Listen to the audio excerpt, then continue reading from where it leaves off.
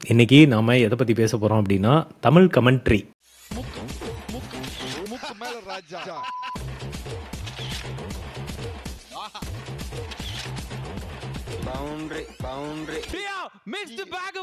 எதனால வேர்ல்ட் கப்ல எடுத்தாங்கல யாரு கேட்டீங்களா டேய் அப்படின்ற மாதிரி முதல் பால்லயே Travis Head is gone headless மச்சான் மாமா ஐயோ வாய் விட்டோம் மூக்கி விட்டோம் சொல்றான் டேய் நான் இந்த ஸ்டார் ஸ்போர்ட்ஸ் தமிழில் வந்து ஒரு கமெண்ட்ரி கொடுக்குறாங்க. இப்போல்லாம் கொடூரமாக இருக்குது. அதுக்கு வந்து அதை கேட்குறதுக்கு 2 காதுலையும் பஞ்சை வச்சுட்டு பேசாமல் படுத்துக்கலாம். அந்த மாதிரி ஒரு கேவலமான ஒரு கமெண்ட்ரி. இந்த கமெண்ட்ரி எல்லாம் கேட்கும் போது முன்னாடி ஒரு காலத்தில் டிவி எல்லாம் இல்லாத ஒரு காலம் இருந்துச்சு. அப்போ வந்து கிரிக்கெட்டை வந்து நம்ம எல்லாம் கேட்டுட்டு இருந்த ஒரு காலம் இருந்திருக்கு. நமக்கு முந்தின தலைமுறை எல்லாருமே கிரிக்கெட்டை பார்க்கறத விட கேட்டுட்டு இருந்திருக்காங்க. அந்த கேட்டுட்டு இருந்த தலைமுறை அவங்க வந்து ஒரு தமிழ் கமெண்ட்ரி கேட்டிருப்பாங்க. அதில் வந்து ஒரு முக்கியமான ஆளுமை தமிழ் கமெண்டேட்டர் அப்படின்னு சொல்லலாம், தமிழ் வர்ணனையாளர். அவர் வந்து அப்துல் ஜப்பார். அவருடைய அந்த லெகசி இருக்குல்ல, அப்படிப்பட்ட ஒரு லெகசியிலேருந்து இன்றைக்கி வந்து தீம்தனான்னு பாடிக்கிட்டு இருக்கானுங்க. என்னென்னமோ டே ராயிடு கிளம்பி ஓடிடு அப்படின்லாம் உளறிட்டு கிடக்குறாங்க. அப்படிப்பட்ட ஒரு கமெண்ட்ரிக்குள்ளே நம்ம வந்திருக்கோம். இதை பற்றி இன்றைக்கி பேசலாம். நம்ம வந்து தமிழ் கமெண்ட்ரி எங்கேருந்து எங்கே வந்திருக்கு, இதை பற்றி தான் இன்றைக்கி நம்ம பேச போகிறோம். அதுக்காக ஒரு கெஸ்ட்டுக்கிட்ட பேசலாம் அப்படின்னு நான் முடிவு பண்ணேன். அவர் யாருன்னா அண்ணன் ஆசிஃப் மீரான் அண்ணாச்சி என்று வலைதளங்களில் பிரபலமாக அறியப்படுறவர் ஆசிஃப் அண்ணாச்சி. அவர் யாருன்னா தமிழ் வர்ணனையாளர்களில் ஒரு முன்னோடியாக இருக்கக்கூடிய அப்துல் ஜப்பார் அவங்களுடைய மகன் அவர் தான். ஸோ அவரோட நம்ம இன்றைக்கி இந்த தமிழ் கமெண்ட்ரி விஷயங்களை பற்றி இன்றைக்கி பேச போகிறோம். முதல்ல அவரை வெல்கம் பண்ணிடலாம். வணக்கம் அண்ணாச்சி. வணக்கம் அதிஷா. வணக்கம். மிகுந்த மகிழ்ச்சி இன்னைக்கு உங்களோட உரையாடுறது. ஆமாம், எனக்கும் ரொம்ப மகிழ்ச்சி. ஆசிஃப் அண்ணாச்சி வந்து கிட்டத்தட்ட தமிழ் வலையுலகத்தில் ரொம்ப ஒரு முன்னோடி, தொடர்ச்சியாக இயங்கி கொண்டிருக்கக்கூடியவர். தமிழ் வலையுலகத்தில் தொடர்ச்சியாக எழுதிட்டு இருக்கிறவர், எழுத்தாளர். அவரோட இன்னைக்கு நம்ம இந்த விஷயத்தை பற்றி பேச போகிறோம் அப்படிங்கிறது எனக்கு ரொம்ப மகிழ்ச்சி. அப்பா வந்து சாத்தாரண அப்துல் ஜப்பார் வந்து இலங்கை வானொலியிலேருந்து பண்டாரநாயக்கா காலத்துல திருப்பி அனுப்பப்படுறாங்க. எங்க தமிழ்நாட்டுக்கு எல்லாத்தையும் திருப்பி அனுப்ப. அவர் ஆனா தமிழ்நாடு அப்துல் ஜப்பார் அவர் வந்து தமிழ் ஆளு தானே? ஆமா, தமிழ்நாட்டுலதான் இன்றைக்கு தூத்துக்குடி மாவட்டமா இருக்கக்கூடிய சாத்தான்குளம் அப்படிங்கிற ஊரை சேர்ந்தவர் தான் சாத்தை மாநகரம் நான் சொல்லுவேன். அது சாத்தான்குளம் அப்துல் ஜப்பார்ங்கிற பேர்ல தான் அப்துல் ஜப்பார் அறியப்பட்டாரு. ஆனா எப்போ இலங்கையிலேருந்து பண்டாரநாயக்கா இலங்கைக்கு அவங்க வந்து கிட்டத்தட்ட ஒரு 7 வயதிலேயே அவங்க தந்தையார் இலங்கைக்கு போனார். அவர் ஏன் இலங்கைக்கு போனார் அந்த காலகட்டத்துல? ஆமா, அதான் சொல்ல வரேன். அந்த காலகட்டத்துல ஒரு நல்ல கல்வி அப்படிங்கறதுக்காக அவர் இலங்கைக்கு கூட்டு போனாங்க. 2 விஷயம் இருக்கு. 70s தென் தமிழ், நீங்க சொல்ற 70s 60s? அது வந்து 60ஸ்க்கு முன்னாடி, 60s தான் நினைக்கிறேன். அந்த காலகட்டம் தான். தென் தமிழகத்தில் இருக்கக்கூடிய இஸ்லாமிய பெருமக்கள் எல்லாம் பெரும்பாலும் கொழும்புக்கு தான் போயிட்டு இருந்தாங்க. இப்ப எப்படி வளைகுடாவுக்கு எல்லாரும் புலம்பெயர்றாங்களோ அதே மாதிரி ரொம்ப பக்கம் தென் தமிழகத்துக்கும் இலங்கையும் ரொம்ப பக்கம். தேயிலை வியாபாரத்துல பெரும்பாலும் ஈடுபட்டு இருந்தாங்க எங்க ஊரை சேர்ந்தவர்கள் எல்லாருமே அந்த தேயிலை வியாபாரத்துல. அப்போ தன்னுடைய தொழிலுக்கு உதவியாக இருக்கும் அப்படின்னு சொல்லிதான் எங்க அப்பா வந்து என்னுடைய தாத்தா கூட்டிட்டு போறாரு. அவங்க சின்ன வயசுலயே போயிடறாங்க.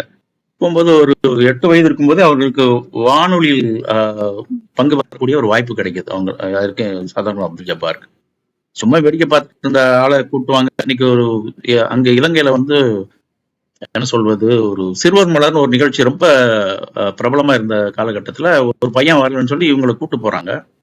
கூட்டு போனா அந்த இடத்துல அப்படியே ஒரு கடிதம் வாசிக்கணும். அந்த கடிதம் வாசிக்கும் போது ரேடியோ மாமான் சரவணமுத்துன்னு சொல்லி ரொம்ப என்ன சொல்றது, முக்கியமான ஒரு ஆளுமை இலங்கை வானொலியை பொறுத்த வரைக்கும். அப்போ அவர் இந்த கடிதத்தை நீங்க வாசிங்க அப்படின்னு சொல்லி எங்க அப்பாட்ட சொல்றாருங்க. அப்போ அவர் சொல்லுவாரா, மருமகனே இது இந்த கடிதம் எங்கிருந்து வந்தது அப்படின்னு ஒரு கேள்விய அப்பாட்ட கேட்கறாங்க.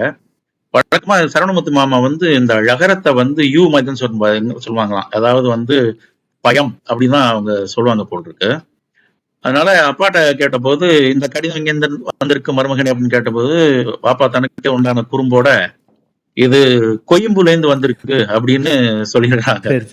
உடனே அவர் பார்த்து பொடியன் சாதாரண பொடியன் எல்லாம் போட்டிருக்கேன்னு சொல்லி அவர் இழுத்து போட்டு அப்புறம் சிறுவர் மலர்ல தொடர்ச்சியாக நிகழ்ச்சிகள் செஞ்சு அதுக்கப்புறம் படிப்படியாக வளர்ந்து நாடகத்துல கோல வச்சு ஒரு மிக அறியப்படுகின்ற ஒரு ஒளிபரப்பாளராக, நாடக கலைஞராக, வானொலி நாடக கலைஞராக, மேடை நாடக கலைஞராக நாடகங்கள் தயாரித்து ஒரு கலையில ஒரு தனக்குன்னு ஒரு முத்திரை பதித்து இருந்து கொண்டிருந்த காலகட்டத்தில் தான் பண்டாரநாயக்கா வந்து இந்தியர்கள் எல்லாரையும் இலங்கையிலேருந்து தமிழ்நாட்டு திருப்பி அனுப்புறாங்க. இந்தியர்கள் எல்லாரும் திருப்பி அனுப்புறாங்க. 83-ஆ? அப்போ திரும்பி அது வந்து 82-ஆ? 82, 83 அந்த ஆமா டைம்ல. ஆமா இல்ல 80 கிடையாது.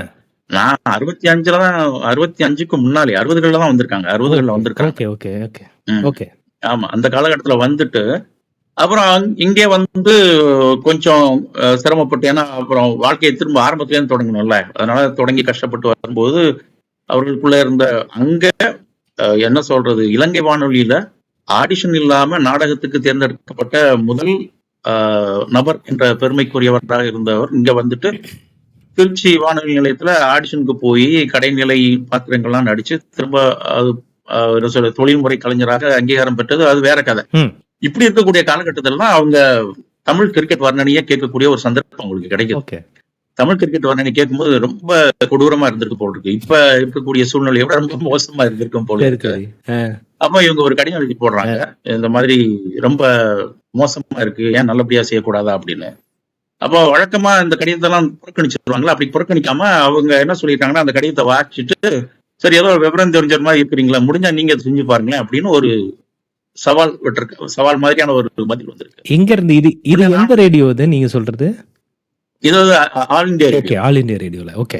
ஆமா, அப்ப ஆல் இந்தியா ரேடியோ மட்டும் தானே, வேற பண்பலைகள்லாம் எதுவும் காலகட்டம். அதனால ஏன்னா இதுவே வந்து நம்ம இன்னைக்கு இருக்கக்கூடிய தலைமுறைக்கு ஒரு புது விஷயமா இருக்கும். அன்னைக்கு வந்து ஒரே ஒரு ரேடியோ தான், ஒரே ஒரு டிவி தான்ன்றது இருக்கு. சொல்லுங்க. அது ஒரே ஒரு விஷயம் தான் இருந்தது. அதுலயும் கொஞ்சம் கரகர சத்தத்தோட தான் அதை நம்ம கேட்டாகணும். பண்பலை மாதிரி ஒரு துல்லியமான ஒரு ஒலிக்கு இருக்காது. அந்த சூழ்நிலையில தான் இப்படி ஒரு சந்தர்ப்பம் கிடைக்குது. அப்போ அவங்க சொல்றாங்க, அப்புறம் நான் தயாரா இருக்கேன் அப்படின்னு அப்பா ஒரு கடிதம் எழுதி போட்டா சத்தத்தையே காணும் அவங்க கிட்ட இருந்து. அப்புறம் திரும்ப வந்து திடீர்னு ஒரு நாள் சொல்றாங்க, நீங்க ஒரு திருச்சியில ஒரு மேட்ச் நடக்குது, அங்க போய் அது வர்ணனை பண்ணுங்க அப்படின்னு சொல்லி ஒரு ஆடிஷனுக்காக கூப்பிடுறாங்க. அப்போ அப்பா போறாரு. அங்க போனா அங்க அப்துல் ஜப்பார் அப்படின்னு ஒருத்தர் விளையாடுறாரு.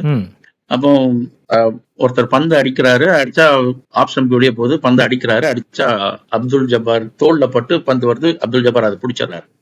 அப்போ வர்ணனையில இருந்த இந்த அப்துல் ஜப்பார் என்ன சொல்றாங்கன்னா, ஒருவரை வாழ்வில் உயர்த்துவதற்கு தோல் கொடுப்பது என்று சொல்வார்கள், இங்கே ஒருவரை தொலைத்து கட்டுவதற்கு அப்துல் ஜப்பார் தோல் கொடுத்திருக்கிறார் அப்படின்னு வர்ணனை சொல்றாங்க. அப்பதான் பக்கத்துல இருந்த ஒரு மாதிரி வித்தியாசமா இருக்கே அப்படின்னு சொல்லிட்டு, சரிங்க நல்லா இருக்கு, உங்களுக்கு நான் தகவல் தரோம் அப்படின்னு சொல்லிட்டு போயிடுறாங்க. போயிட்டு அப்புறமா 2-3 மாசம் சத்தமே இல்லை. சரி.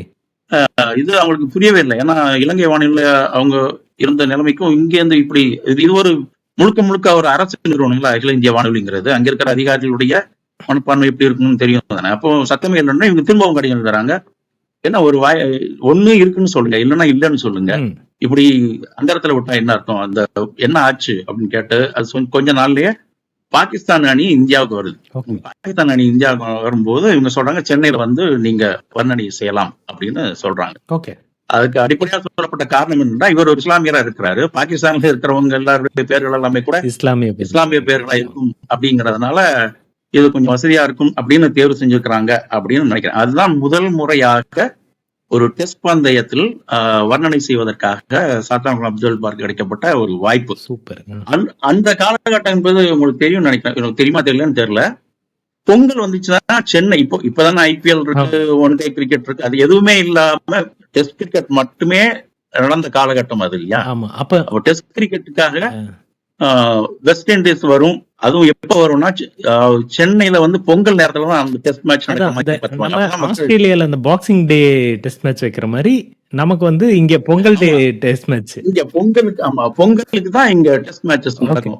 பொங்கல் விடுமுறையை ஒட்டி நடக்கும். அப்பதான் மக்கள் திரளா வருவாங்க அப்படிங்கிற ஒரு எண்ணத்துல அது நடக்கும். அப்படி வருது, பொங்கலுக்காக வருது. அப்போ இவங்க வர்றாங்க. அப்பதான் முதல் முறையாக போறாங்க. போய் அது நடக்குது சிறப்பாக.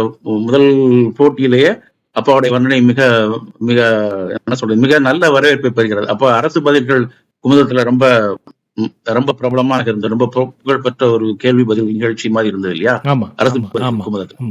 அப்போ அதுல அரசு எழுதுறாரு, அப்துல் ஜப்பார் ஒரு நல்ல கண்டுபிடிப்பு அப்படின்னு அவர் முதல்ல குறிப்பிடுறாரு. அதுதான் தொடக்கம். அதுல இருந்து அப்புறம் தொடர்ச்சியாக வரக்கூடிய எல்லா டெஸ்ட் மேட்ச்களிலும் அப்பாவுடைய வர்ணனை தொடர்ச்சியாக வந்து கொண்டே இருக்கிறது. அதான் இது வந்து பந்தாக பறக்கவில்லை, பஞ்சாக பறக்கிறது அப்படிங்கிற அந்த மாதிரி ஒரு சின்ன பண்டின்றான சமாச்சாரங்கள் சொல்றது. அதே மாதிரி பந்து அளவு குறைவாக வந்த பந்து பின்னங்காலிலே சென்று வெட்டி ஆடுகிறார், இல்லைன்னா அதை செலுத்தி ஆடுகிறார், ஓட்டம் எடுப்பதற்குண்டான வாய்ப்புகள் இல்லை, அங்கே நின்று கொள்கிறார்கள் அப்படின்னு சொல்லிட்டு அந்த மாதிரி வாலாஜான் முனையிலிருந்து வீசும் விக்கெட்டுக்கு அருகில் வர ஓடி வந்து வீசுகின்ற பந்து அளவாக விழுந்து ஆஃப் ஸ்டம்பிற்கு வெளியே செல்கிறது. அந்த பந்தை அடிக்காமல் விட்டு விடுகிறார், நேராக விக்கெட் கீப்பரின் கிளவுஸ்களில் தஞ்சம் போகிறது பந்து அப்படின்னு சொல்லி அது ஒரு அப்படி போயிட்டு இருந்தோம். நீங்களே நல்லா கமெண்ட்ரி பண்றீங்க, நீங்களே ரொம்ப நல்லா கமெண்ட்ரி பண்றீங்க. இல்ல அது நான் பண்ணல, அது கேட்டு நான் திரும்ப சொல்றேன், அவ்வளவுதான், நான் தனியா சொல்லலையே. அப்பா கிட்ட கேட்டு அந்த காலகட்டத்துல கேட்டவங்க எல்லாருக்குமே இது ரொம்ப தெரிஞ்சிடும். வாலாஜா முனையில தான் பந்து ஓசுவாங்க, வாலாஜா ரோட் முனையில இன்னொன்னு முனையில இருந்து பட்டாபிராம் முனைய ஏதோ ஒண்ணு சொல்லுவாங்கல்ல, பட்டாபிராம் முனை, பெவிலியன் முனை வந்து பட்டாபிராம் முனையா மாத்திட்டாங்க. அதுக்கு முன்னால வரைக்கும் பெவிலியன் முனைன்னு சொல்லிட்டு இருந்தாங்க, அப்புறம் பட்டாபிராம் வாலாஜா முனை அப்படின்னு சொல்லி மாத்திட்டாங்க. அந்த மாதிரி வரும்போதுதான் இது மாதிரியான சுவாரஸ்யமான சம்பவங்கள்லாம் வரும்.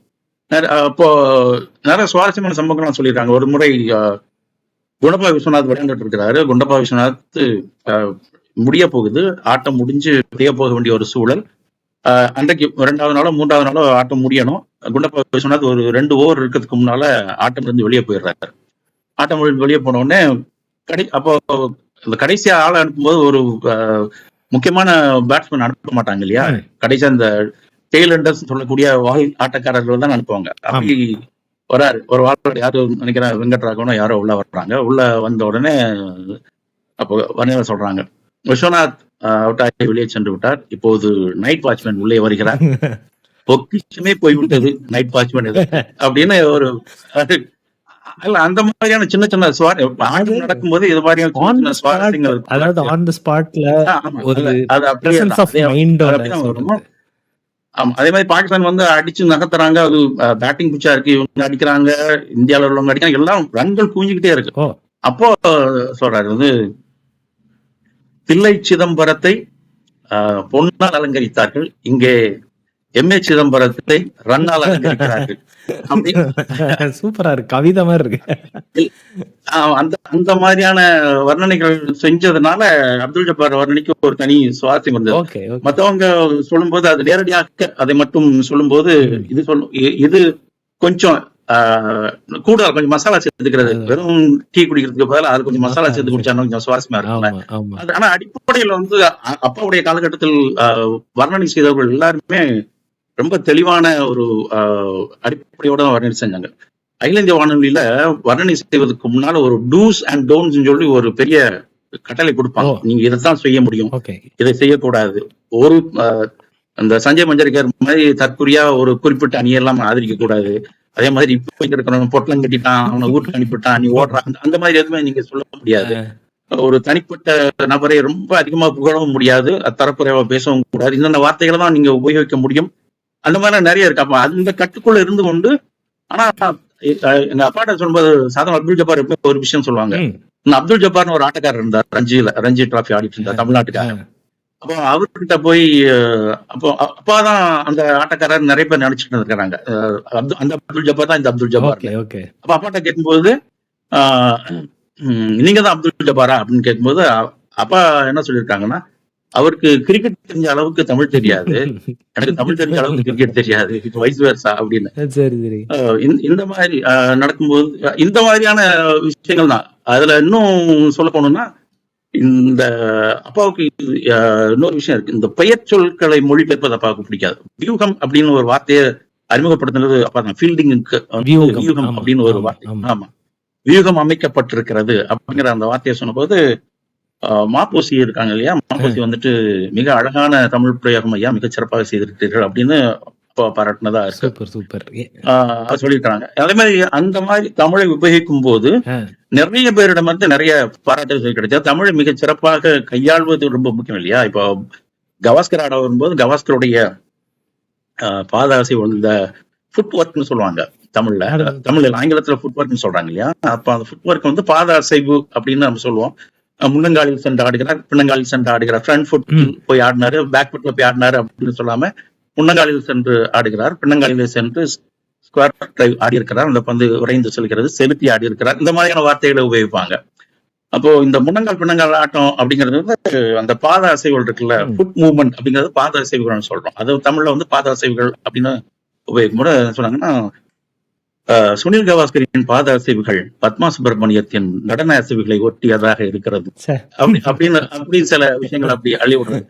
அப்போ ஒட்டுமொத்தமாவே ஏன்னா டெஸ்ட் மேட்ச் எப்பவுமே ரொம்ப ஒரே ஓவர்ல 30 ரன் அடிக்கிறது, 20 ரன் அடிக்கிறது அந்த மாதிரி சூழல் இருக்காது. பெரும்பாலும் 5 பந்துகள் விட்டுருவாங்க, கடைசி பந்துல ஒரு ஓட்டம். அதனால அப்போ டொக்காட்டமாவே இருந்துட்டு இருக்கோம்ல. அதை எப்படி சுவாரஸ்யப்படுத்தணும்? 5 நாள் தொடர்ச்சியாக நம்ம அதை செய்யணும். 5 நிமிஷம் தான் வாய்ப்படிக்கும், அடுத்த ஆள் வேற ஒருத்தர் வருவாங்க. அந்த மாதிரியான சமயங்கள்ல அதை எப்படி செலுத்தி சொல்ல முடியும், எப்படி தமிழ் ஆங்கிலம் கலக்காம எப்படி செலுத்த முடியும், எப்படி சொல்ல முடியும் அப்படிங்கிறது ஒரு பெரிய சவாலாவே இருந்தது. இப்ப மாதிரி ஆங்கிலம் கலந்து பேசக்கூடிய ஒரு வாய்ப்பு கூட கிடையாது. ஆங்கிலம் கலந்து நீங்க பேசுவதற்கு கூட அங்க அனுமதிக்க மாட்டாங்க. அப்படி ஒரு சூழல் இருந்தது. அதையெல்லாம் தாண்டிதான் தமிழ் வர்ணனை சிறப்பாக ஒரு காலத்தில் அழகியலும் ஒரு கவித்துவமும் இருக்குல்ல, கிரிக்கெட்டுக்குள்ள அதை வந்து பயன்படுத்துறதுன்றது இருக்குல்ல, அது அநேகமா அவர் தான் பண்ணிட்டு இருந்திரு. நிச்சயமா அது வந்து முக்கியமான ஒரு விஷயமும் கூட. அதாவது ஒரு அந்த காலகட்டத்துல தொலைக்காட்சி கிடையாது. அப்போ அப்பா சொல்ற ஒரு விஷயம் அதான் மிகப்பெரிய சவாலான விஷயம் என்னன்னா, நீங்க ஒரு வர்ணனையை கொடுக்குறீங்கன்னா, எப்படி காட்சி ஊடகம் இல்லாத ஒரு இடத்துல நம்ம ஒரு ஒரு பிரிண்ட் மீடியால இல்லைன்னா அச்சடித்த காகிதத்துல ஒரு புதினம் வாசிக்கிற மாதிரிதான் வானொலி வழியாக கிரிக்கெட் வர்ணனை கேட்பதுங்கிறது அது மாதிரிதான். புரியுது. முழுக்க கற்பனை உங்களுக்கு. அப்போ நீங்க வந்து வீகத்தை சொல்றீங்க. அப்போ ஆட்டத்தில் நிற்கிறார், பந்து வீச தயாராக இருக்கிறார், 2 ஸ்லிப்கள், 1 கல்லி, 1 பாயிண்ட் அப்படின்னு அவங்க அந்த இடத்த அப்படி சொல்லும் போது நீங்க கற்பனையில அதை வச்சு பாத்துக்க முடியும், அங்கங்க ஆட்கள் இருக்கிறாங்க அப்படிங்கிறது. இப்போ நமக்கு நேரடியாவே வந்து தெரியுது, கேமரா சுத்தி காட்டுறது. இப்ப அது மட்டும் இல்லாம இப்ப வந்து கிராபிக்ஸ் எல்லாம் ரொம்ப முன்னேறி படம் எல்லாம் போட்டி இங்க இருக்கிறான் அவங்க இருக்கிறாங்க காட்டிக்கிறாங்க.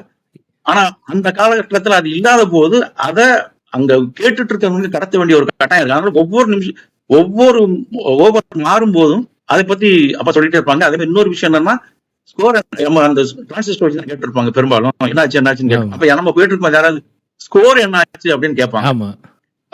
எல்லாருமே கேட்கறது வந்து ஸ்கோர் என்னாச்சுன்னு கேட்பாங்க. அதனால ரொம்ப தெளிவாக 2 பந்துகளுக்கு ஒரு முறையாவது என்ன நடக்குது அப்படிங்கறத அது சொல்லணும் அப்படிங்கறத. அதெல்லாம் ரொம்ப முக்கியமான விஷயம். நமக்கு இப்போ அது புரியவே புரியாது. அந்த காலகட்டத்தினுடைய சூட்சமம் அது புரியாது, அந்த வர்ணனை சூட்சமம் புரியாது. பட் அந்த அதுதான் முக்கியம். என்னன்னா அப்படிப்பட்ட ஒரு காலகட்டத்துல இருந்து அந்த மாதிரி தமிழ் கொஞ்சி விளையாடுற ஒரு கமெண்ட்ரியில இருந்து இன்னைக்கு வந்து ரொம்ப என்ன சொல்றது, லோக்கலான ஒரு கமெண்ட்ரிக்குள்ள நம்ம போயிட்டோம்ல. ஆங்கிலம் கலப்பு அதிகமாக இருக்குது. நீங்கள் சொல்கிற மாதிரி அழகியெல்லாம் இல்லாமல் வெறுமனே கலாய்க்கிறது, ஒரு டீமை மட்டும் உயர்த்தி பேசுறது, ஒரு டீமை தாழ்த்தி பேசுறது, ஒரு நபரை வந்து கொண்டாடுறது, இந்த ஃபேவரட்டிசம் அந்த மாதிரியான ஒரு கமெண்ட்ரிக்குள்ளே இன்னைக்கு வந்துட்டோம். இது உங்களுக்கு எப்படி ஃபீல் ஆகுது? உங்கள் அப்பா வந்து இதை பற்றி பேசியிருக்காரா எப்பாவது? அவர் இந்த கமெண்ட்ரிலாம் கேட்டு கடுப்பாயிருக்காரா? இல்லை, அது வந்து அப்பா எப்பவுமே சொல்றது என்ன ஒரு விஷயம் சொல்லுவாங்க. ரொம்ப அது ஒரு நகைச்சுவா என்ன சொல்லுவாங்கன்னா, இவங்க எல்லாம் இப்படி பண்றதாலதான் என்ன எல்லாருமே ஞாபகத்தில் வச்சிருக்கிறாங்க அப்படின்னு. அதனால அவங்களுக்கு நான் நன்றி தான் சொல்லணும் அப்படின்னு தான் சொல்லுவாரு. ஏன்னா இவங்க நம்ம ரொம்ப சாதாரண கூட நான் செஞ்சிட்டோம், அவனும் பெருசா பிரமாதமெல்லாம் ஒன்னும் செஞ்சான்னு இல்லை. ஆனா இவங்களோட ஒப்பிடும் போது நான் ஏதோ ஒரு பெரிய சாதனை செஞ்சுட்ட மாதிரியான ஒரு எண்ணத்தை அவங்க உருவாக்கி இருக்கிறாங்க. அதனால அவங்களுக்கு நான் நன்றி தான் சொல்லணும் அப்படின்னு சொல்லிருக்கேன். ஆனா அப்பாவுக்கு பிடிக்காத ஒரு விஷயம் என்னன்னா, ஒரு குறிப்பிட்ட ஆட்டக்காரரை ஒருமையில் பேசுவது அல்லனா அந்த மாதிரியான நடத்தை வந்து நீங்க ஒரு டீ கடை பெஞ்சில் உட்காந்து பேசுறது வேற. ஆனா வர்ணனை வரும்போது அதுக்குன்னு ஒரு அடையாளம் இருக்கு, அதுக்குன்னு ஒரு தகுதி இருக்கு. அந்த தகுதி கீழே வராம நம்ம பேசுறது தெளிவா இருக்கணும் அப்படிங்கிறதுதான் அவங்களுடைய விருப்பமா இருந்தது. அப்புறம் ஒரே வார்த்தையில சொல்லி முடிச்சது என்னன்னா, அவங்களுக்கு தெரிஞ்சது அவங்க செய்யறாங்க, நம்ம என்ன செய்ய முடியும் அப்படின்னு. அதுக்கு மேல அதை பத்தி விரிவாகணும் அங்க பேசுனது இல்லை, நாங்க கேட்டதும் இல்லை. நான் கேட்ட வரைக்குமே எனக்கு ரொம்ப வந்துச்சு. எனக்கும் முதல்ல கேட்கும்போது கொஞ்சம் ரொம்ப ரொம்ப அருவருப்பா இருந்துச்சு. வந்து நன்னா குத்துனான்னு சொல்றாங்க. எனக்கு வந்து அது புரியவே மாட்டேங்குது. குத்தி பந்த போட்டான் அப்படின்னு சொல்லும்போது அது எதுக்காக பண்றாங்க? ஒரு குறிப்பிட்ட என்ன சொல்றது, ஒரு இனக்குழுவினுடைய அடையாளத்துடைய பேசுறது, பொது தமிழ்ல பேசணும் என்பது அடிப்படையாக எழுதப்பட வேண்டிய ஒரு விஷயம். நீங்க ஆங்கிலம் கலந்து பேசுறது அது பெரிய கொடுமைன்னா, ஒரு குறிப்பிட்ட இனக்குழுவினுடைய அடையாளத்தோட பேசுறது என்பது அதை விட பெரிய ஒரு கொடுமையான வந்து வீசுறச்ச அது தவிர்க்கப்பட வேண்டும். ஒரு பொது வெளியில பேசும்போது தவிர்க்கப்பட வேண்டும். Correct. அப்படி தமிழ் பேச தெரியாதவங்களை அவங்கள நாம் ஒதுக்கணும். ஆனா முழுக்க முழுக்க இது ஒரு வணிகமயமாக்கப்பட்டதாக ஆகிவிட்டது. இப்போ கிரிக்கெட்டும் சரி, கிரிக்கெட்டை ஐபிஎல் என்ன, ஐபிஎல் வந்து ஒரு பெரும் சூதாட்டத்தினுடைய அங்கீகரிக்கப்பட்ட வடிவம் என்பது போலதான் நடந்துட்டு இருக்கு. அதுல போய் நீங்க அறம் பத்தியோ முறம் பத்தியோ பேசுறதுல அதுல எந்த அர்த்தமும் இல்லைன்னு நினைக்கிறேன். அதனால அது அப்படி நடக்குது. ஆனா இதுல இன்னொரு மிகப்பெரிய விஷயம் என்னன்னா, எதுவுமே மம்முட்டி சமீபத்தில் ஒரு விஷயத்துல சொன்னாரு, எப்படி மலையாளத்துல மட்டும் நல்ல படம் வருது அப்படின்னு கேட்டு சொன்னாரு. மலையாளத்துல நல்ல ரசிகர்கள் இருக்காங்க, அதனால நல்ல படம் வருதுன்னாரு. அது ஒரு அடிக்கோடித்து படம் பண்ண விஷயம். நம்ம என்ன ரசிக்கிறோமோ அதை தான் தர முடியும். நீங்க வந்து ஒரு குப்பையை ஒதுக்கிட்டீங்கன்னா குப்பை வராது. ஆனா இந்த குப்பையை நம்ம ஏத்துக்கிட்டோம், தெரிஞ்சோ தெரியாம ஒரு வழியே இல்லைங்கிற மாதிரி ஏத்துக்கிட்டோம். இல்ல நாங்க புறக்கணிச்சிருவோம் அப்படின்னு சொல்லிட்டு யாருமே கண்டுக்கல. ஏதோ ஒண்ணு இல்லாததுக்கு இது தேவலாம் அப்படிங்கிற மாதிரி நம்ம ஏத்துக்கிட்டோம். அப்படிங்கறதுனால அது நடக்கத்தான் செய்யும். அப்ப அதை நம்ம யாரும் குறை சொல்ல முடியும்னு எனக்கு தோணல. அதுதான் இப்போ நடந்துட்டு இருக்கு. நாம இதுல என்ன தப்பு இருக்கு? இப்போ 2K கிட்ஸ் சொல்லக்கூடிய அவங்களுக்கு நம்ம நல்ல தமிழில உரையாடணும்னா அவங்களுக்கு அது புரியுமா புரியாதான்னு தெரியல. ஒருவேளை அவங்க நிறுத்திட்டு இது என்ன கமெண்ட்ரின்னு கூட கேட்க வாய்ப்பு இருக்கு. கரெக்ட். பட் ஆனா அவங்களுக்காக தான் இதெல்லாம் பண்றோம் அப்படின்னு தானே எல்லாரும் சொல்றாங்க. என்னன்னா யங்ஸ்டர்ஸ்க்கு வந்து அதுதான் பிடிக்குது. அவங்களுக்கு வந்து இந்த நீங்க சொல்ற கவித்துவமோ அழகியலோ பிடிக்க மாட்டேங்குது அப்படிங்கிறது தானே. அது ஒரு காரணங்க. அத நாம எந்த முயற்சியுமே எடுக்காம இதான் அவங்களுக்கு பிடிக்குதுன்னு சொல்றது எவ்வளவு ஒரு பைத்தியக்காரத்தனமான செயல் அப்படின்னு நீங்க முயற்சி செஞ்சீங்களா? அது முதல் கேள்வி. நீங்க நல்ல தமிழில் நல்ல உரையாடலை நல்ல வர்ணனைக்கான முயற்சியை எப்பாவது நீங்க செஞ்சீங்களா? அது செஞ்சு அது தோத்து போனதுக்கு அப்புறம் சரி வேற வழியே இல்லை, இவங்களை திருப்திப்படுத்துறது இந்த தலைமுறையை தான் விரும்புது, அதனால அப்படி செஞ்சோம் அப்படின்னு நீங்க கொண்டு வந்தீங்களா? இல்ல அப்படி கிடையாது, நடக்கல. நடந்தது என்ன, இவங்க எல்லாம் ஏற்கனவே கிரிக்கெட் விளையாடுனாங்க, அதனால அவங்களை கொண்டு போய் நம்ம வர்ணனைக்கு கூப்பிடலாம் அப்படின்னாங்க. அதான் ரெண்டே விஷயம் தான். ஏற்கனவே அப்துல் ஜப்பாரை பத்தி இந்த அப்துல் ஜப்பார் சொன்னதான், அவருக்கு கிரிக்கெட் தெரிஞ்ச அளவுக்கு தமிழ் தெரியாது, தமிழ் தெரிஞ்ச அளவுக்கு நீங்க ரெண்டுமே ஏதாவது ஒரு இடத்துல நீங்க ஒரு இடத்துல எங்கேயாவது ஒரு சமநிலையை கொண்டு வரணும். ஒரு வல்லுநரை வச்சுக்கலாம். இப்போ கிருஷ்ண ஸ்ரீகாந்த் இருக்காருன்னா அவர் ஒரு இந்தியா கேப்டனா இருந்திருக்காரு, டெஸ்ட் மேட்ச் ஆடி இருக்கிறாரு, ஒன் டே ஆடி இருக்கிறாரு. அவரை நீங்க ஒரு வல்லுநரா அவருக்கு நான் கருத்துக்களை சொல்லக்கூடிய ஒரு ஆட்டம் நடக்கும்போது, ஆனா அவரே போட்டாங்கிற மாதிரி பேசுறாரு. முன்னால மணி இருந்தாரு, ரங்காச்சாரியா இருந்தாரு, அவங்க எல்லாம் பேசும்போது அவரு அந்த பந்து எப்படிப்பட்ட பந்து, அது எதனால அவர் ஆட்டம் இருந்தாரு, அவர் எப்படி ஆடி இருக்கணுங்கிற மாதிரியான வர்ணனைகள் இருக்கு. இப்படி சொல்றது இல்லை. அதனால அந்த மாதிரியான தமிழ் தெரிந்தவர்களை வைத்து வர்ணனையை செய்ய தொடங்கி அது நல்லா வந்திருக்கா வரலையான்னு பார்த்துருக்கோம். அதுக்குண்டான வாய்ப்பே இல்லை. இப்போ எல்லாமே ஒரு வணிகமயமாக்கப்பட்ட பிறகு தமிழ் இது மற்றதையெல்லாம் பேசுவதற்கு முன்னால தமிழுக்கு நம்ம என்ன மரியாதை கொடுக்குறோம் அப்படிங்கறத பத்தி நாமே சுயமா உணரணும். நம்ம உண்மையிலேயே நம்ம அன்றாட வாழ்க்கையில தமிழ் எந்த அளவுக்கு நம்ம புழக்கத்தில் வைத்திருக்கிறோம், அதில் ஆங்கிலம் கலக்காம பேசுறோமா, உண்மையிலேயே நம்ம சாதாரண நிகழ்வுகளே நிறைய ஆங்கில வார்த்தைகள் பயன்படுத்தி தான் நம்ம புழக்கத்திலே பேசிட்டு இருக்கோம். இல்ல இப்போ தரம்னு ஒண்ணு இருக்குல்ல, நான் சொல்றது கமெண்ட்ரியோட தரம். இப்போ ஆங்கிலத்துல ஒரு கமெண்ட்ரி வருது, அங்க ஹர்ஷா போக்லேவோ சுனில் கவாஸ்கரோ மைக்கேல் ஹோல்டிங்கோ அந்த மாதிரி யாரோ ஒருத்தர் பேசுறாங்க, அவங்க ஒரு தரத்தோட பேசுறாங்க. தமிழ்ல அதே மாதிரி இங்க சில பேர் இருக்காங்க இல்லையா, இவங்க இதை ரெண்டையும் ஒப்பிட்டு பார்த்திருக்கீங்களா? இல்ல, அது ஒப்பிடவே முடியாது.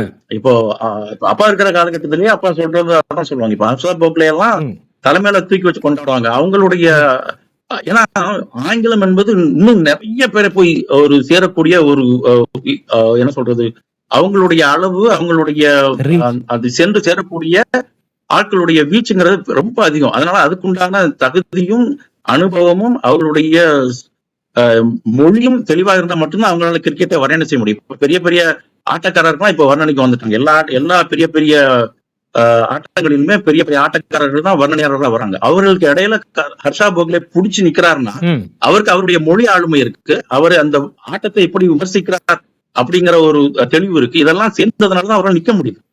ஆனா இங்க அந்த மாதிரியான ஒரு சூழலே இல்லை. இங்க யாருமே எந்த முயற்சியுமே எடுக்கல. இருக்கிறது இதுதான், இதை வச்சு நீங்க கேளுங்க, இவங்களை வச்சுதான் நாங்க பண்ணுவோம், முடிஞ்சா கேளு இல்லைன்னா போ அப்படிங்கிற மாதிரியான ஒரு சூழல் இருக்கு. உனக்கு பிடிக்கலன்னா நீ ஆங்கிலத்துக்கு மாறிக்கோ, உனக்கு அந்த வாய்ப்பு இருக்குல்ல அப்படிங்கிற மாதிரியான ஒரு என்ன சொல்றது, ஒரு துச்சமான எண்ணம் இருக்கு. தமிழர்கள் இதுக்கு போதும், இவங்களுக்கு இது போதும் அப்படிங்கிற மாதிரி ஒரு எண்ணம் தான் அதை கொண்டு வர்ற அந்த நிறுவனத்துக்கு இருக்கோ அப்படிங்கிறது என்னுடைய ஒரு எண்ணம். ஆனா அதுக்கு எதிராக யாருமே பெருசா குரல் கொடுத்த மாதிரி இல்ல. அங்கங்க ஒரு சலிப்பு இருக்கு, என்னடா பண்றானுங்க அப்படிங்கிற ஒரு சலிப்பு இருக்கே தவிர அதை தாண்டி வழியில வேற என்ன பண்றது அப்படிங்கிற மாதிரி ஒரு 10 வருஷமா பாத்துட்டு இருக்கோம்ல, இது மாறவே இல்லை. இன்னும் மோசமா தான் ஆகும் அப்படிங்கிற மாதிரி தானே போயிட்டு இருக்கு. இல்ல அதைத்தான் சொல்ல வரேன். அப்ப அந்த சலிப்பு நமக்கு இருக்கிற அந்த சலிப்பை வெளிப்படுத்துறதுக்கு வாய்ப்பே இல்லையா? இதை யாராவது ஒரு பொது மேடைகள்லயோ பொது இடங்கள்லயோ யாராவது சொல்லியிருக்கிறாங்களா? யாரும் சொல்றது இல்ல. ஏன்னா அதை விட முக்கியமான சிக்கல்கள்லாம் இருக்கு தமிழ்நாட்டுல. அதனால இது ஒரு பெரிய சிக்கலா இருக்கும்னு யாருக்கும் தோணலன்னு நினைக்கிறேன். என்னன்னு தெரியல. ஆனா கிரிக்கெட்டை விரும்புகிறவர்களுக்கு கிரிக்கெட் மட்டுமே போதும், தமிழ் கிரிக்கெட் வரணும்னு தேவையில்லை அப்படிங்கிற மாதிரி எண்ணத்துக்கு வந்துட்டாங்களா? சரி, ஏதோ பேசுறாங்க. சிலருக்கு இந்த சில முக்கியமாவே பேசுறது பிடிக்குமா இருக்கலாம். அதனால அதுவே பெரிய விஷயம் அப்படின்னு சொல்றவங்களும் இருக்கலாம். அது கூட காரணமா இருக்கு. எனக்கு என்ன தோணுதுன்னா, அந்த காலத்துல நீங்க சொல்ற அந்த காட்சி ஊடகம் இல்லாத ஒரு காலத்துல இதுக்கான டெக்னிக்கல் விஷயங்கள் பேசுறதோ இல்ல இதை இன்னும் ரொமான்டிசைஸ் பண்ணி இன்னும் மசாலா சேர்த்து சொல்ல வேண்டிய ஒரு அவசியம் இருந்திருக்கு. இன்னைக்கு அதுக்கெல்லாம் அவசியம் இல்லைல்ல. இன்னைக்கு எல்லாமே அப்படியும் பார்க்க முடியாது. இல்ல நீங்க ஆங்கிலத்துல வர்ணனையை பாருங்களேன். ஆங்கில வர்ணனையை பாருங்க.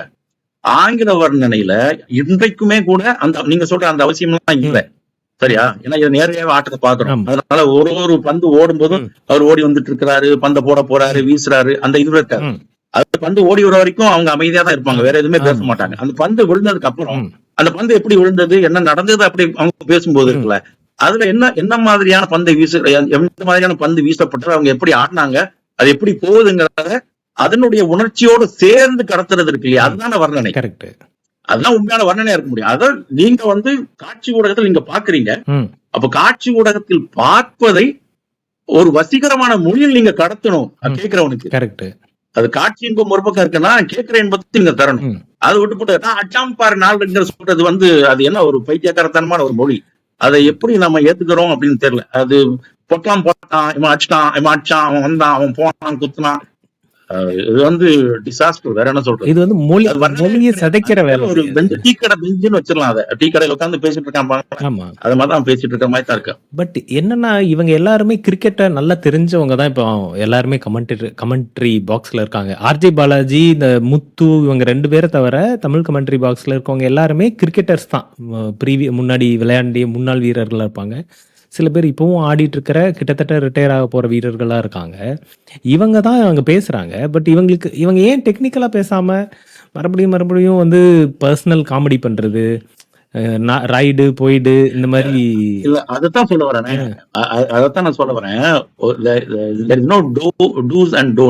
இதை செய்யணும், இதை செய்யக்கூடாதுன்னு எந்த வரைமுறையுமே அவங்களுக்கு கொடுக்கப்படல. இல்ல, எதை பேசினாலும் அப்படிங்கிற மாதிரி ஒரு இல்ல, அவங்களுக்கு ஒரு தரம் இருக்கு, இதுக்குன்னு ஒரு தரம் இருக்கு. இந்த தரத்திற்கு தாழ்ந்து நம்ம போக கூடாது அப்படின்னு யாரும் அவங்களுக்கு வகுப்படுத்த மாதிரியே தெரியல.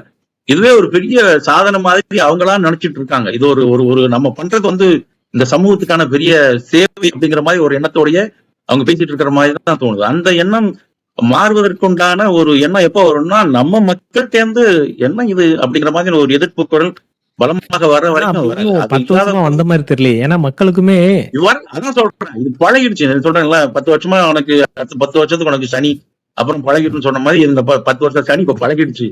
நீ சனி பேச்சு வந்தாலுமே கூட ஒண்ணு நடக்கும்னு எனக்கு தோணும். ஏன்னா இது இப்ப ட்ரெண்ட் ஆகுது. இப்போ இவரோட பத்ரி மாதிரி பேசி போடுறாங்க, ஸ்ரீகாந்த் மாதிரி பேசி போடுறாங்க. ஒரு மாதிரி இப்ப மக்கள்லாம் அதுக்கு பழகி இப்ப இருக்கிற 2K கிட்ஸ் எல்லாம் அதுக்கு அந்த ட்ரெண்டுக்கு கொஞ்சம் அடாப்ட் ஆயிட்டாங்கன்னு தோணுது. இப்ப கமெண்ட்ரினாலே இருக்கும்னு அவங்க நினைச்சுக்கிறாங்கன்னு தோணுது. அதான் அதை பழக்கப்படுத்திட்டாங்கன்னு சொல்ல வரேன். இந்த இனி மாற்றம் வருமா அப்படிங்கிறது உண்மையிலே ஒரு பெரிய கேள்விக்குறிதான். இனி ஒருத்தர் போய் தமிழ்ல நீங்க வர்ணனை பேசுங்கன்னு சொல்லிட்டு ஒருத்தர் பேசுறாருன்னு வைங்களேன், அவரை பார்த்து நம்ம சிரிப்போம், நம்ம மக்கள் சிரிப்பாங்க. அவரை பார்த்து ஒருத்தன் தமிழ்ல நல்லா பேசுறான்னா அவனை பார்த்து நம்ம மக்கள் சிரிப்பாங்க. ஆங்கிலம் கலக்காம ஒருத்தன் தமிழ்ல பேசுறான்னா அவன் பைத்தியக்கார மாதிரியே நம்ம மக்கள் பார்ப்பாங்க. அதுதான் நம்முடைய மனநிலையில ஏற்பட்டிருக்கக்கூடிய ஒரு மிகப்பெரிய சிதைவுன்னு கூட சொல்லுவேன் நான். ஒரு தமிழை ஒருத்தன் மொழி சிதைவு கூட அவங்களுக்கு ஒரு கேள்விக்குரிய ஒரு விஷயமாவே இருக்கு. அது ஏன் அந்த சூழல் ஏன் வந்துச்சு அப்படிங்கிற நாம தான் சுயமா ஆராய்ஞ்சு கண்டுபிடிக்கணும். இதை மற்றவங்களை நம்ம பழி சொல்றதுல எதுவுமே இல்லை. இது இப்படி ஒரு சூழல் இருக்கும் போதே நம்ம அதை அங்கீகரிக்க ஆரம்பிச்சிட்டோம் மனதளவுல. இதுக்கு வேற என்ன மாற்று என்ன? அங்கங்கே சில எதிர்ப்பு குரல் சலிப்பு, ஏன்னா இப்படி பேசுறாங்க அப்படிங்கிற ஒரு சலிப்பு வரும். ஒரு வகையில அதுதான் நல்லது. அப்படி அவங்க பேசுறதுனாலதான் இன்றைக்கும் சாதாரண அப்துல் ஜப்பார் அந்த காலத்துல எப்படி தெரியுமா வரேன் அப்படின்னு சொல்றது ஒரு வாய்ப்பா இது கிடைச்சு. பட் அது என்னன்னா, நம்ம இந்த தமிழுக்கு செய்யற ஒரு துரோகமா இருக்காதா? நம்ம அதுல சந்தேகமே இல்ல. நீங்க தமிழுக்கு செய்யற துரோகம், நீங்க தமிழுக்கு கூட துரோகம் செய்றீங்கன்னு கூட நான் சொல்ல மாட்டேன். கிரிக்கெட் ஆட்டத்துக்கு செய்யற துரோகம் தான் சொல்றேன். ஆனா கிரிக்கெட்டை அந்த ஒரு ஆட்டம் நடக்குதுன்னா அந்த ஆட்டத்தை வர்ணனை செய்யும் போது அந்த ஆட்டத்திற்கு உண்டான தெளிவோட நீங்க அதை அணுகணும். அப்படி செய்யலைன்னா நீங்க தமிழுக்கு உங்களுக்கு துரோகம் செய்யறது, நான் அதை பத்தி ஒண்ணுமே சொல்றதுக்கு இல்லை. ஏன்னா அது பேசுறவங்களுக்கு அந்த உணர்வு இருக்கணும். அது வந்து இட்ஸ் ரொம்ப சர்வசாதாரணமா இட்ஸ் லாங்குவேஜ் டு கம்யூனிகேட், அவ்வளவுதான். அதனால நான் வந்து இவங்களுக்கு நான் சொல்றது புரியுது அப்படிங்கிற மாதிரி சொல்லிட்டு போயிட்டே இருப்பாங்க. அதனால தமிழுக்கு செய்யற துரோகம்னா அது செய்ய வேண்டியது அந்த தொலைக்காட்சி நிர்வாகம் தான். அவங்க மேல அந்த பழியை சொல்லணும். நீங்க தமிழுக்கு செஞ்ச துரோகம் தான் இவங்களெல்லாம் கிரிக்கெட் வர்ணனைங்கிற பேர்ல தமிழ்ல செய்ய வச்சதுன்னா அந்த தொலைக்காட்சி நிர்வாகத்து மேல வேணா நம்ம குற்றம் சாட்டலாம். இவங்க யாரு? எய்தவர்கள் தான் நம்ம நோக்கணும். இந்த அம்ப நோக்கி புண்ணியமில்லை. இவங்க சர்வசாதாரணம். நான் வந்து பெரிய இப்ப ஸ்ரீகாந்த் பொறுத்தவரைக்கும் என்ன சொல்ல முடியும்? உங்களுக்கு தமிழ ஒழுங்கா வரலன்னு சொல்ல முடியாது. அவர் சொல்லுவார், நான் பெரிய டெஸ்ட் கேப்டன், நான் இது பண்ணிருக்கிறேன். அவர் ஒரு சாதனைக்குரியவர், அதனால அவரை கூட்டு வந்திருக்காங்க. அப்போ அவரை செய்யும் ஒரு கட்டத்துக்கு மேல அவரை நான் நினைக்கிறேன் அவர்கிட்ட போய் நீங்க அழுத்தமா சொல்ல முடியாது, நீங்க இதை செய்யுங்க அப்படின்னு. இல்ல போயான்னு சொல்லிட்டு போயிட்டாருன்னா அவங்களுக்கு அது ஒரு கிளாமரான கொஞ்சம் ஆட்களும் வேணும். அதனால அவங்க கூப்பிட்டுருப்பாங்களோ அப்படின்னு எனக்கு தோணுது. அடிப்படையில் ஒரு ஒரு ஒரு வீழ்ச்சிக்கு, வர்ணனையினுடைய தரத்திலிருந்து ஒரு வீழ்ச்சிக்கு நம்ம பழக்கப்படுத்தப்பட்டு விட்டோம். அந்த பழக்கத்திலேயே நம்ம தொடர்றோம். ஆங்காங்கே சில சலிப்பு குறைகள் வருது.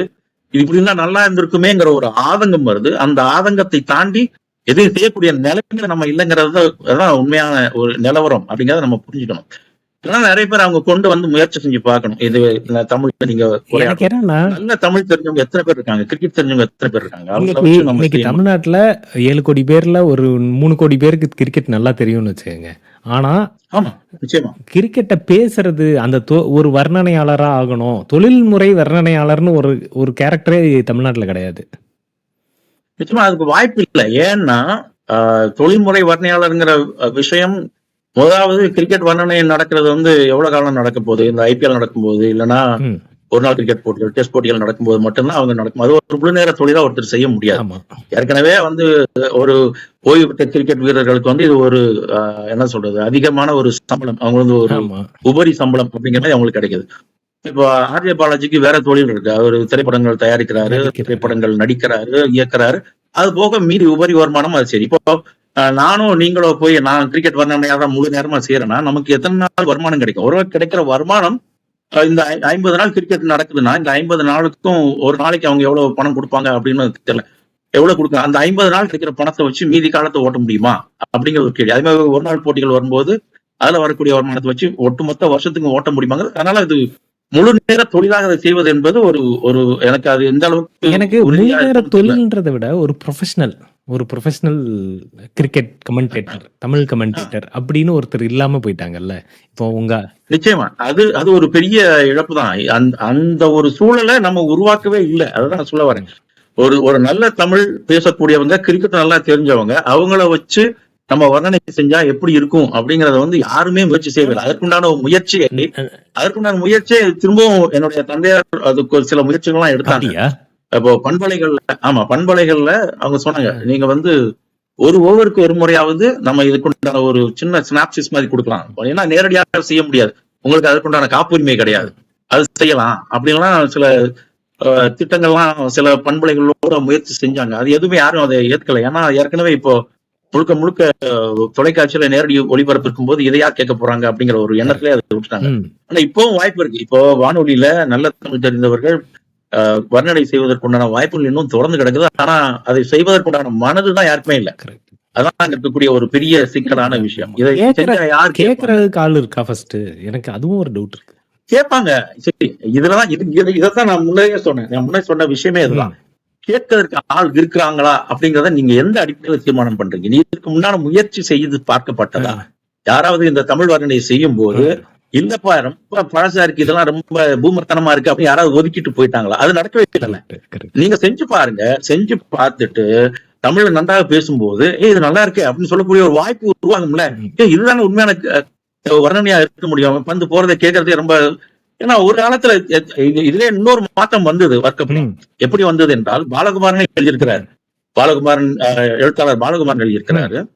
என்னன்னா நாங்கெல்லாம் தொலைக்காட்சியில வர்ணனை வரும்போது அதனுடைய தொலைக்காட்சி பெட்டியினுடைய சத்தத்தை குறைச்சிட்டு வானொலியில சத்தத்தை அதிகரிச்சு நாங்க அப்துல் ஜப்பாருடைய கிரிக்கெட் வர்ணனையை கேட்போம் அப்படின்னு இருக்காங்க. அப்போ அதுக்கும் இதுக்கும் அதாவது நேரடி ஆங்கில வர்ணனையோ ஹிந்தி வர்ணனையோ தொலைக்காட்சியில வரும். அதை நிறுத்திட்டு தமிழ்ல வர்ணனை கேட்கறாங்க. அப்ப கேட்கும்போது அது பொருந்தி போகுது, ரொம்ப எவ்வளவு அழகா இருக்கு அப்படின்னு நம்மளால அதை உணர முடிஞ்சது. புரியுது. இப்போ நம்ம தமிழ்ல அதை செய்யும் போது நிச்சயமா நல்ல வர்ணனை இருந்ததுன்னா இந்த தமிழ் வர்ணனைங்கிற பேர்ல நடக்கக்கூடிய இந்த அழிச்சாட்டத்தை மாற்றிட்டு மக்கள் வானொலி மூலமாக தொலைக்காட்சி பெட்டியில இந்த வானொலியில வர்ணனையை கேட்டுட்டு தொலைக்காட்சி பெட்டியில பார்த்துக்கொண்டா வாய்ப்புகள் உருவாகும். ஆனா அதை யார் செய்வாங்க? பூனைக்கு யார் மணி கட்டுவாங்க? அது ஒரு பெரிய கேள்விக்குறி. உண்மையிலேயே தமிழ் மீது ஆர்வம் கொண்டவர்கள், கிரிக்கெட் தெரிந்தவர்கள், தமிழ் தெரிந்தவர்கள் இதை செய்வதற்கு வருவார்களா? அதற்கு எந்த நிர்வாகமாவது முன் வருமா? இதுதான் கேள்வி. வாய்ப்பே இந்த மில்லியன் டாலர் கேள்விக்கு யார் பதில் சொல்லுவாங்க? பூனைக்கு யாருமே மணி கட்ட மாட்டாங்க.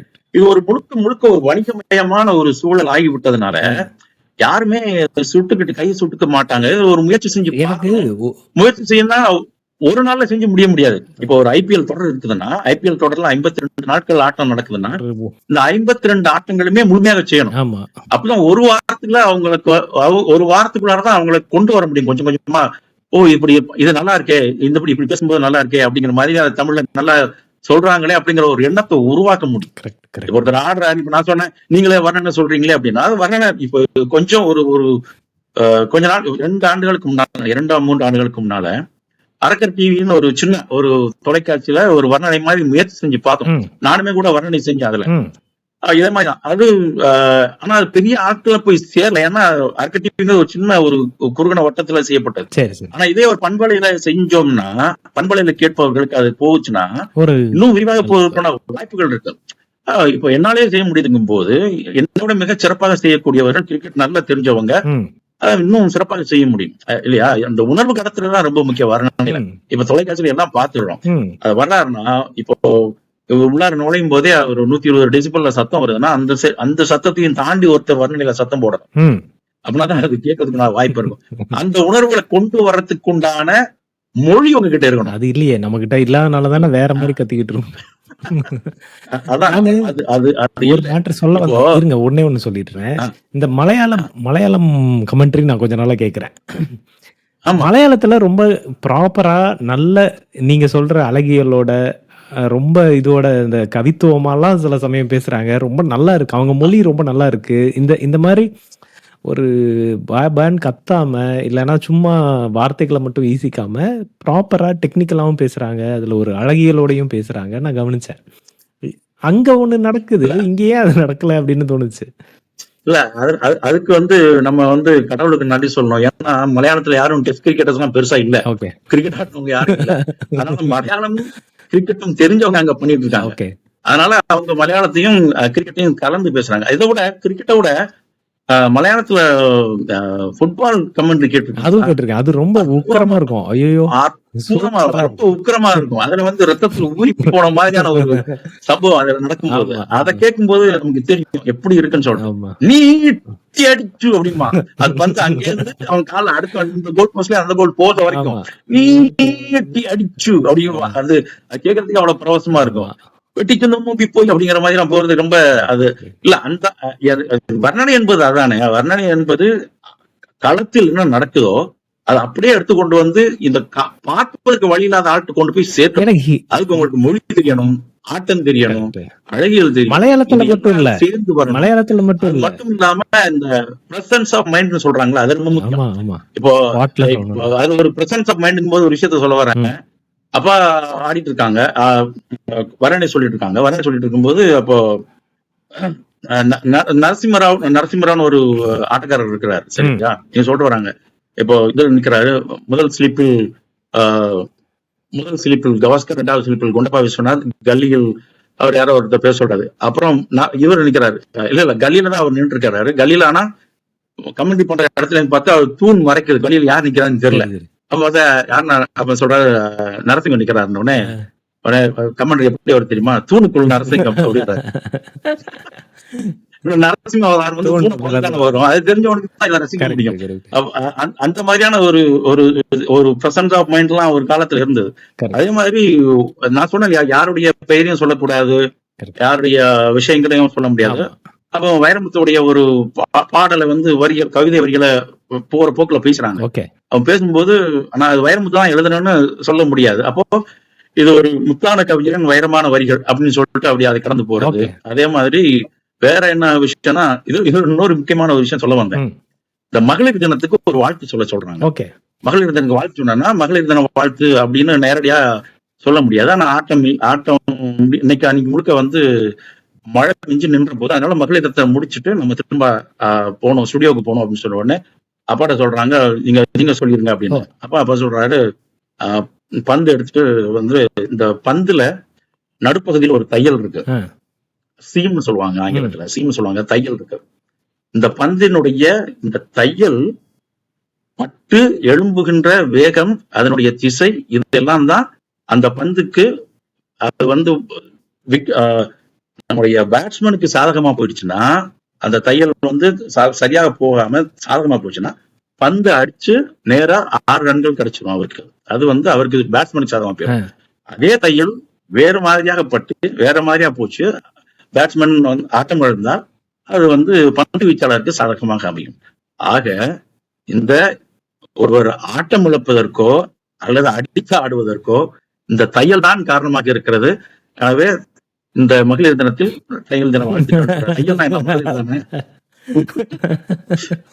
இதுதான் தமிழோட அழகு. இந்த மாதிரியான ஒரு சுவாரஸ்யங்கள்லாம் இப்ப தையல்லாம் மகளிர் வர சொல்ல வேண்டிய ஒரு கட்டாயம் வர முடியும். மேபி இன்னைக்கு வந்து நம்மளுடைய லாங்குவேஜ் எல்லாம் மாறிடுச்சு. இன்னைக்கு நம்ம இந்த அளவுக்கு தமிழை பயன்படுத்துறது இல்ல. நானே பாருங்க இப்ப பேசும்போது அவ்வளவு ஆங்கில சொற்கள் கலந்துதான் பயன்படுத்துறேன். அப்படி இருக்கும்போது அதுக்கேத்த மாதிரி தானே இப்ப கமெண்ட்ரி கொடுத்தாக வேண்டியிருக்கும். பட் என்னன்னா, இல்ல ஆங்கில சொற்கள் பயன்படுத்துறது ஒன்னும் சிக்கல் இல்லை. ஆனா வர்ணனைக்குன்னு ஒரு ஒழுங்கு இருக்கும். ஆமா, அதுல எதை பயன்படுத்தலாம், எதை பயன்படுத்தக்கூடாது, என்ன வார்த்தைகளை பயன்படுத்தலாம், என்ன மாதிரியான வார்த்தைகள் இப்போ ஆங்கிலத்துல வர்ணனை செய்யும் போது அதுல ஒரு ஒழுங்கு இருக்கு. ஆமா, தமிழ்ல ஏன் அந்த ஒழுங்கு இல்ல? ஒழுங்கு மத்த நீங்க ஆங்கிலம் கலந்து பேசுங்க, இல்லைன்னா ஆனா வந்து கொச்சை தமிழ்ல பேசுறது, ஒரு இனக்குழு சார்ந்த மொழியில் பேசுவது, பொது மொழியில் பேசாம பேசுறது, அதெல்லாம் நீங்க நிச்சயமா தவிர்க்கணும். அதே மாதிரி ஒரு குறிப்பிட்ட அணிக்கு மட்டும் நாம விசுவாசமா இருக்கிறது, குறிப்பிட்ட ஆட்டக்காரருக்கு மட்டும் விசுவாசமா, இதெல்லாம் வந்து கடந்தெடுத்த அயோக்கியத்தனம். அது வர்ணனையே வராது. அது வந்து அதை தாண்டி இது ஒரு கடந்தெடுத்த அயோக்கியத்தனம். அது அப்படித்தான் நம்ம சொல்லணும். அதை தாண்டி அதை சொல்றதுக்கு ஒண்ணுமே இல்லை. அது வர்ணனையே நம்ம கணக்கிலேயே சேர்த்துக்க முடியாது. அதை தாண்டி என்ன செய்ய முடியுங்கிறது ஒரு பெரிய கேள்வி. நான் சொன்ன மாதிரி இது வணிகமயமாகிவிட்ட சொல். கிரிக்கெட்டே வணிகமயமாயிடுச்சு ஒட்டு மொத்தமா. இன்னைக்கு ஐபிஎல்ல வந்து கோடி கணக்குல கொட்டுறாங்க. அதனால அதுல எதுவுமே செய்ய முடியாது. ஒரு 2000 ரூபாய்க்கு ஒரு நுழைவுச்சீட்டு விற்பனை ஆகுதுன்னா அதுல 2000 ரூபாய் வரியாக அரசாங்கத்துக்கு கிடைக்குது. ஏன்னா வரி அது ஒரு தனியா ஒரு பிரிவா அது ஓடிட்டு இருக்கு. அந்த பக்கம் பார்க்காம என்ன சொல்றது, இது ஒரு கோலாகலமான ஒரு கொண்டாட்ட மனநிலைக்கு மக்களை கொண்டு வர, எல்லாத்தையுமே திசை திருப்பி இது இப்படிதான் கொண்டாடணும் அப்படிங்கிற ஒரு மனநிலைக்கு மக்கள் வந்துட்டு இருக்க ஒரு சூழ்நிலையில நீங்க போய் தமிழில் சொல்லுங்கள், தமிழ்ல சிறப்பா பேசுங்க, இதை செய்யுங்க, அதை செய்யுங்கன்னு சொன்னா யாரா இவன் பூமர் அப்படிங்கிற மாதிரி ஒரு கேள்விதான் வரும். ஆனா அதை தாண்டிய உண்மையிலே நல்ல முயற்சிகள் எடுக்கப்படுமே ஆனால் இல்ல சில ஒழுங்குமுறைகளை கொண்டு வந்தாலே போதும். நீங்க தமிழ் வர்ணனையில, தமிழ் கிரிக்கெட் வர்ணனையில நீங்க சில ஒழுங்குமுறைகளை கொண்டு வந்தாலே போதும். சில இதை மட்டும் பேசுங்க, இதை பேசாதீங்க அப்படிங்கிற ஒரு தெளிவான ஒரு வரைமுறை கொண்டு வரப்படுமையானால் தமிழ் கிரிக்கெட் வர்ணனை அந்த காலத்து வர்ணனை போல மிகச் சுவாரஸ்யமாக இல்லாம போனாலுமே கூட ஒரு ஒரு ஒழுங்குமுறைக்கு உட்பட்டு ஒரு கேட்பதற்கு இனிமையான ஒரு மொழி நம்முடைய மொழியாக இருப்பதனால கேட்பதற்கு இனிமையாகவும் ஆட்டத்தில் நடக்கிறதோ அதை பத்தி மட்டுமே பேசக்கூடியதாக இருந்தாலுமே போதும் அப்படிங்கறதா என்னுடைய நிலைப்பாடு. ஹோப்ஃபுல்லி நீங்க எதிர்பார்க்கிற மாதிரி ஒரு நல்ல மாற்றம் நடந்துச்சுன்னா சந்தோஷப்படுவேன். நடக்கும் வராது. நான் சொன்ன என்ன பொறுத்த வரைக்கும் கிரிக்கெட் தெரிந்தவர்கள் மட்டும்தான் கிரிக்கெட் வர்ணனை செய்யணும் அப்படிங்கிற மாதிரி ஒரு சூழல் இருந்தது. அதனால அவங்க கொண்டு வந்தாங்கன்னு சொல்லலாம். அப்ப ஆர்ஜே பாலாஜி எங்க கிரிக்கெட் விளையாண்டார் அப்படின்னு ஒரு கேள்வி. இது அது மட்டுமே காரணம் இல்ல. இது ஒரு குறிப்பிட்ட இவங்க எல்லாம் இருந்தா வர்ணனை நல்லா இருக்கும் அப்படிங்கிற ஒரு ஏதோ ஒரு தேர்வு. அதை நிர்வாகம் அதை எப்படி செயல்பட்டு நான் என்ன யோசிக்கிறேன்னா, ஆர்ஜே பாலாஜியோ இந்த முத்துவோ இவங்க எல்லாம் வந்து இந்த 2K இளைஞர்களை வந்து ரெப்ரசன்ட் பண்ற மாதிரி அவங்களுக்கான மொழியில பேசுறவங்களுக்காக அப்படிதானே அவங்கள சூஸ் பண்றாங்க. அவங்க அப்படிதான் தவறு. நான் என்ன சொல்ல வரேன், திரும்பவும் அதை தான் நான் சொல்ல வரேன். நீங்க 2K கிட்ஸ்கான மொழியில நீங்க பேசுங்க, ஒன்னும் தவறு ஒன்றும் இல்லை. ஆனா நான் என்ன சொல்ல வரேன், நீங்க ஆட்டத்தை நேரடியாக களத்திலிருந்து ஆட்டத்தை மட்டும் வர்ணனை செய்யுங்க. ஆட்டத்துக்கு வெளியே உள்ள சமயங்களை பத்தி நீங்க பேச வேண்டிய அவசியமே இல்லை. ஆட்டத்துல என்ன இருக்கு அதை பத்தி பேசுங்க. ஆட்டத்தை எப்படி சுவாரஸ்யமா கேட்டுட்டு இருப்பவங்களுக்கு கடத்த முடியுமோ அதை செய்யுங்க. அதுதான் உங்களுடைய பிரதான பணி, அதுதான் உங்களுடைய முக்கியமான. அதுக்காகத்தான் நீங்க வந்து ஒளிவாங்கிக்கும்னால உட்கார்ந்துருக்கீங்கிற உணர்வோட அந்த வேலையை செய்யுங்க. அதுதான் நம்முடைய வேண்டுகோள். நீங்க ஆங்கிலம் கலந்து பேசுங்க, ஆங்கிலம் கலக்காம பேசுங்க, அதெல்லாம் ரெண்டாம். அதை பத்தி எல்லாம் நம்ம ரொம்ப அதிகமா கவலைப்படல. நீங்க ஆட்டத்தை விமர்சிக்கிறதுக்காகத்தான் உட்கார்ந்துருக்கீங்க. அதுக்கு பேர் தான் வர்ணனையாளர். நீங்க ஒரு விஷயத்த வர்ணனை செய்யும் போது நீங்க எதை வர்ணனை செய்கிறீர்களோ அதற்கு நியாயப்படுத்த, அதற்கு உண்டான நியாயத்தை மட்டும் செய்யுங்க. அதுதான் ரொம்ப முக்கியமான வேண்டுகோள். ஷூர். ரொம்ப நல்ல ஒரு வேண்டுகோள். ஆனால் அவங்க கேட்பாங்களான்னு தெரியாது. நம்மெல்லாம் சொல்லி கேட்டுட்டாங்கனாலும் அப்படிங்கிற மாதிரி தான். நாம சொல்லி கேட்கறதா இருந்தா தான் நாமே நடத்திருப்போம் இதெல்லாம். அதேதான். சரி, நம்ம ரொம்ப நேரமா பேசிட்டோம். ஒரு 47 நிமிஷம் பேசியிருக்கோம். ரொம்ப நல்லா இருந்துச்சு. எனக்கு ரொம்ப இன்ட்ரெஸ்டிங்கா இருந்துச்சு. வெறும் கமெண்ட்ரி பற்றி, நம்ம கிரிக்கெட் பற்றியே, அதாவது கிரிக்கெட் விளையாடுறத பற்றியே ரொம்ப கம்மியாக தான் நம்ம இன்றைக்கி பேசணும். இந்த கமெண்ட்ரி பற்றி ரொம்ப நிறைய விஷயங்கள் சொன்னீங்க. அதுவும் அப்பா அவங்களுடைய நினைவுகள் இருக்குல்ல, அவருடைய அந்த ஆளுமை இருக்குல்ல, அது ரொம்ப நல்லா இருந்துச்சு. அதுவும் அந்த ஸ்பான்டேனியஸாக அது பேசணும். அந்த கண் எதிர்க்க ஒன்று நடந்துகிட்டு இருக்கு, டக்குன்னு ஒன்று தோணணும், அதுலேருந்து ஒன்று எடுத்து பேசணும். அப்படிங்கிறதே ஒரு பெரிய, அதுக்கே ஒரு தனித்திறமை வேணும். பாருங்க, இன்னும் பல ஆண்டுகள் நம்ம வந்து அவரை பத்தி பேசிக்கிட்டே தான் இருக்க போறோம்னு நினைக்கிறேன். Thanks to the Tamil commentary. அதற்காகவே இப்ப இருக்கிற கிரிக்கெட் வர்ணனையாளருக்கு ஒரு நன்றி நம்ம சொல்லி ஆகணும் இந்த தருணத்துல. அப்பா சார்பா நான் சொல்லி. ஆமா, அவங்களுக்கும் நன்றி. அப்புறம் உங்களுக்கும் ரொம்ப நன்றி. நான் வந்து இன்னைக்கு ஒரு ரம்ஜான் அன்னைக்கு உங்களை கூப்பிட்டுருக்கேன். நீங்களும் சந்தோஷமா வந்தீங்க. ஸோ உங்களுக்கு வந்து என்னுடைய வாழ்த்துக்கள், நன்றிகள். நாங்க நேத்தே கொண்டாடி முடிச்சிட்டோம் அமீரகத்துல. நான் வந்து ஃபர்ஸ்டே இதை சொல்லியிருக்கணும், நீங்க துபாயில இருந்து பேசிட்டு இருக்கீங்க அப்படின்னு. ஸோ ஒரு துபாயில இருந்து மறுபடியும் இன்னொரு விருந்தினர் நீங்க. ஸோ எனக்கு ரொம்ப பெருமையா இருக்கு. பேசாம நான் துபாயில ஒரு பிரான்ச் ஓபன் பண்ணிடலான்னு இருக்கேன், மெட்ராஸ் வாங்குக்கு. அதுதான். ரொம்ப மகிழ்ச்சி. நீங்க நம்ம நேயர்களோட நீங்க வந்து பேசினதுக்கு. ஸோ அவங்க சார்பாகவும் எனக்கு ரொம்ப ரொம்ப நன்றி.